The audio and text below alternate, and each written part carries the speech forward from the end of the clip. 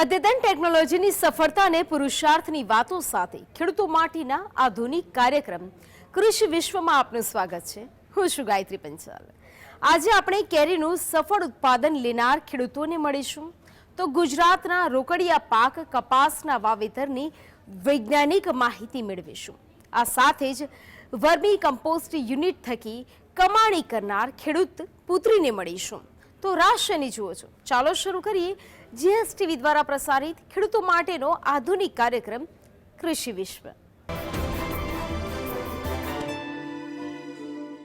કેસર કેરી એ વિશ્વભરમાં ગુજરાતની શાન માનવામાં આવે છે, પરંતુ શું તમે જાણો છો કે આજે કેસર કેરીનો જન્મદિવસ છે? આજથી 90 વર્ષ પૂર્વે કેરીને જૂનાગઢના નવાબે કેસર તરીકેની ઓળખ આપી હતી। આ કેસર કેરીમાં રાણીધારના ખેડૂતે કેવી સફળતા મેળવી તેને નિહાળીએ કૃષિ વિશ્વમાં। રાણીધારના ખેડૂતે પ્રાકૃતિક ખેતીમાં બનાવી આગવી ઓળખ। કેરી સહિતની વસ્તુઓનું ગ્રાહકોને સીધું કરે છે વેચાણ।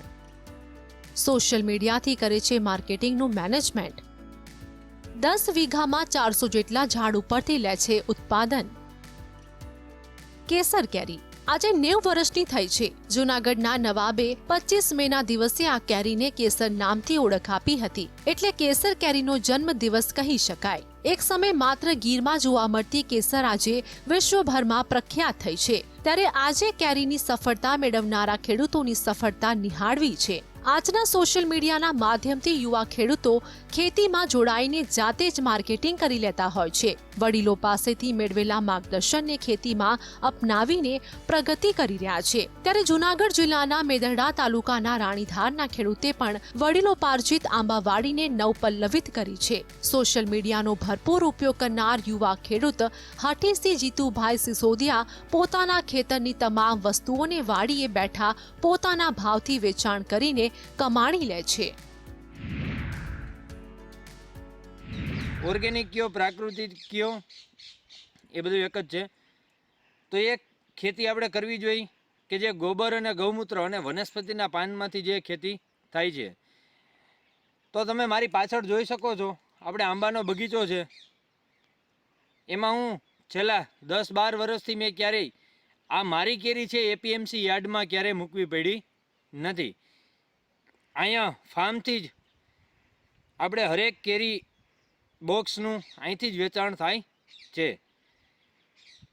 હું સોશિયલ મીડિયાનો ખૂબ ઉપયોગ કરું છું, જેમ કે ફેસબુક પેજ છે, ઇન્સ્ટાગ્રામ છે। એનાથી લોકો આપણને જોવે, આપણી વસ્તુઓ બધી વાપરે, તો આપણે અહીં ઘરે બેઠા જ હરેક વસ્તુઓનું સેલિંગ પણ કરી શકીએ છીએ। મેદરડાના યુવા ખેડૂત હઠીસિંહ સિસોદિયા 10 વીઘાની આંબાવાડી ધરાવે છે। આ આંબાવાડીમાં વારસામાં મળેલા જૂના 200 જેટલા ઝાડ છે, જ્યારે બીજા 200 જેટલી લાંબા કલમો તેમણે પણ રોપી છે। આંબાવાડીમાં જૂના ઝાડ અંદાજે 18 વર્ષના છે। જૂના ઝાડમાં 30 ફૂટ બાય 30 ફૂટના અંતરે વાવેતર કર્યું છે। જૂની પદ્ધતિની સાથે સાથે હાઇડેન્સિટી પદ્ધતિથી પણ વાવેતર કર્યું છે। નવા ઝાડમાં 12 ફૂટ બાય 12 ફૂટના અંતરે વાવેતર કરવામાં આવ્યું છે। અત્યારે આંબાવાડી ફૂલી ફાલી છે। ઝાડ પર કેરીઓ ખૂબ જ મોટા પ્રમાણમાં લચી રહી છે। યુવા ખેડૂતે પ્રાકૃતિક ખેતી અપનાવતા નાની મોટી 15 ગીર ગાયોનો પણ ઉછેર કરે છે। આંબાવાડીમાં માવજત। યુવા ખેડૂતે આંબાવાડીમાં માવજત ઉપર ખાસ ધ્યાન આપ્યું છે। આંબાના ઝાડને પાણીની નહીં પરંતુ ભેજની જરૂર છે। કેરી ઉતાર્યા પછી થડથી દૂર ઝાડના ઘેરાવામાં રિંગ કરીને ઘન જીવામૃત આપવામાં આવે છે। આ સાથે જ બહારના ઘેરાવામાં ડ્રીપથી માત્ર ભેજ જળવાય એટલું જ પિયત આપે છે। પ્રાકૃતિક ખેતી અપનાવી હોય ડ્રીપમાં જીવામૃત આપવામાં આવે છે। આ સાથે ગૌકૃપા અમૃતમ બેક્ટેરિયા પણ આપવામાં આવે છે। ખાટી છાશ ઉપરાંત દૂધ ગોળનો છંટકાવ કરે છે। દશપણની અર્ક નિમાસ્ત્ર વગેરે બનાવીને રોગ જીવાત અટકાવવામાં છંટકાવ કરવામાં આવે છે। આંબાના થડ ઉપર નીમ પેસ્ટ લગાડવામાં આવે છે। એના લીધે મગીઓ, મુંડા અને ફળમાખીનો ઉપદ્રવ રહેતો નથી। આ સાથે સાથે યુવા ખેડૂતે પોતાની કોઠા સુસ્તી આંબાવાડીમાં આંતરપાક તરીકે સરગવો અને પપૈયાનું વાવેતર કરીને વધારાની આવક પણ ચાલુ રાખી છે. મેદરડાના યુવા ખેડૂતે પ્રાકૃતિક ખેતી અપનાવી છે. તેઓ સોશિયલ મીડિયા થકી જ પોતાની ખેત પેદાશો વેચે છે. પ્રાકૃતિક ખેતીમાં મહેનત વધુ રહે છે, પરંતુ પ્રાકૃતિક ખેતીમાં ખેડૂતો મહેનત કરે અને ક્વોલિટી બનાવે તો બજાર કરતાં ઊંચા ભાવ પણ લઈ શકે છે. આંબાવાડીમાં દર વર્ષે 700 થી 800 બોક્સ કેરીનું ઉત્પાદન થાય છે. વાડીએ બેઠા 1000 થી 1800 રૂપિયા ભાવે બોક્સનું વેચાણ થાય છે. પ્રાકૃતિક ખેતીનું ફળ 300 ગ્રામનું ફળ તૈયાર થાય છે. કેરીનું ગ્રેડિંગ કરી બોક્સ પેકિંગમાં ગ્રાહકોને સીધું પહોંચાડવામાં આવે છે. આંબાવાડીમાંથી વાર્ષિક 5 લાખ રૂપિયા જેટલી ચોખ્ખી આવક થાય છે. હઠીસિંહનું માનવું છે કે લોકોએ દવાખાનાથી દૂર રહેવા હવે પ્રાકૃતિક ખોરાક તરફ વળવું પડશે. પ્રાકૃતિક ખેતી એટલે જે આપણા બાપ દાદા 50 વર્ષ પહેલાં જે ખેતી કરતા હતા એ જ પ્રાકૃતિક ખેતી છે. તો મારા દાદાની ઉંમર અત્યારે 103 વર્ષની છે, એની જ મને પ્રાકૃતિક ખેતી વધારે પૂરતી શીખવાડી. પછી પાલેકરજી છે, દીપક સચદે છે, આવા જે અનુભવો કરી અને એની પાસેથી પણ અમે શીખ્યા છીએ.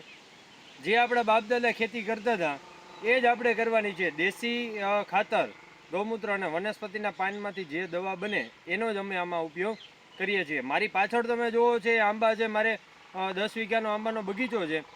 એમાં મારે 400 ઝાડ છે, 200 નાના છે, 200 મોટા ઝાડ છે, 400 ઝાડ છે.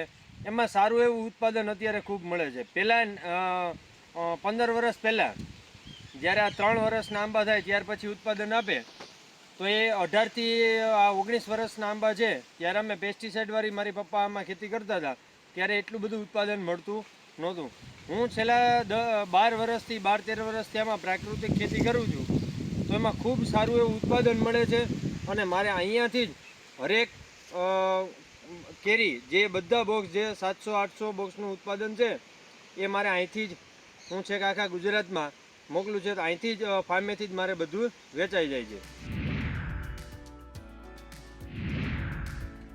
મેદરડાના યુવા ખેડૂતને પ્રાકૃતિક ખેતીથી ગુણવત્તાસભર ઉત્પાદન લેવામાં સફળતા મળી છે. સાથે જ સોશિયલ મીડિયાનો ઉપયોગ ખેતીના માર્કેટિંગ માટે કરીને ઉત્તમ કમાણી લેવામાં સફળ રહ્યો છે.